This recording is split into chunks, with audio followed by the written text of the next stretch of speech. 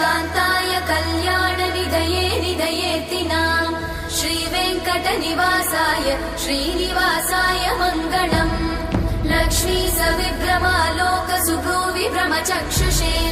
चक्षुषे सर्वलोकानां वेङ्कटेशाय मङ्गलम् श्रीवेङ्कटाद्रिशृङ्गाग्रमङ्गलाभरणाङ्गये मङ्गलानां निवासाय श्रीनिवासाय मङ्गलम् सर्वावयव सौन्दर्य सम्पदा सर्वचेतसां सदा सम्मोहनायास्तु वेङ्कटेशाय मङ्गलम् नित्याय निरवध्याय सत्यानन्दचिदात्मने